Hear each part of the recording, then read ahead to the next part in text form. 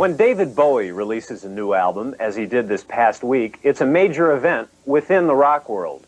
Bowie's influence has always been more inside than out. Only one of his 33 albums was a big commercial success. Most people know him from movie appearances or as a cult hero over the past 20 years. He invented heavy metal, new wave, and influenced the sound and the look of rock for more than a generation.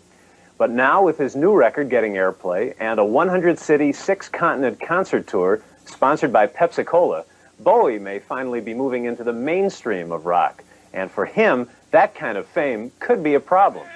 His name originally was David Jones, an unlikely candidate for fame. A shy boy from a working-class family who dropped out of school when he was 16 to become a rock star. Now, at 40, he's a superstar, whose new album puts his reputation as rock's legendary innovator and provocateur on the line. This is the was it all worth it question. Oh, no, you wouldn't do that to me. You strive for success since you're 16, you achieve success, and now you sit in your green chair looking back on it all, and what do you say? Not true. I didn't strive for success. I strive to do something artistically important.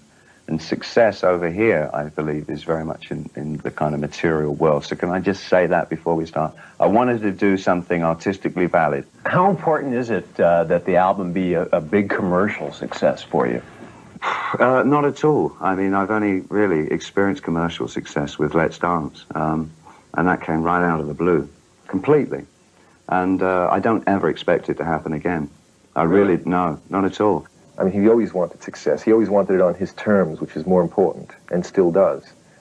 I must give him credit for not doing it anyone else's way but his own. Tony Visconti was part of Bowie's band through the late 60s and went on to produce 10 of his albums, including 1969's Space Oddity. Often thinks of it first. Doesn't do too well. I mean, he comes up with the formats. You know, he makes the new territory.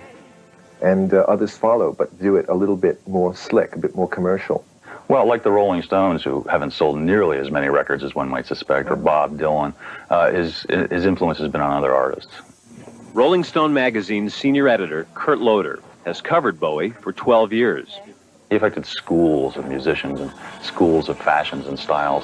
Style depended upon exaggerated characters, like Ziggy Stardust. The alienated characters that Bowie concocted have been copied so often they've become a rock cliché. How calculated is any of this? That's bollocks. Calculation, it's rubbish. I mean, it's no more calculated than any actor preparing and creating a part. It just happens that in the genre of rock, it's unusual for a rock artist to be kind of different off stage from what he's supposed to be on stage. But I just wanted to bring the idea of performance and acting into rock. What Bowie created was rock theater. It wasn't just four guys with long hair and blue jeans playing loud music. He redefined what you could do on stage. Yet behind the innovative performance, as revealed in this 1975 documentary, was a young man so insecure that being himself just wasn't enough. I was never very confident of my voice, you see, as a singer.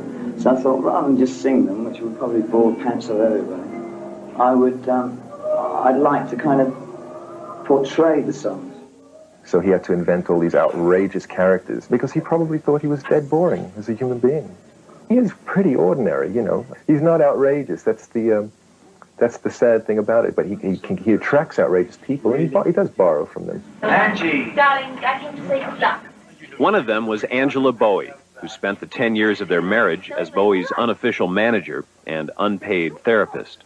There's an awful lot of Rolls Royces out there, darling. Really? Limousines, incidents occurring. For a long time, he was always very reserved about letting people know what he really thought or what he really felt, because he was unsure of himself. You have to guess with David. It's all a question of guesswork. And I was probably one of the better guessers about him, because he won't talk. He'll talk on stage and he'll talk in songs, but he won't talk the rest of the time.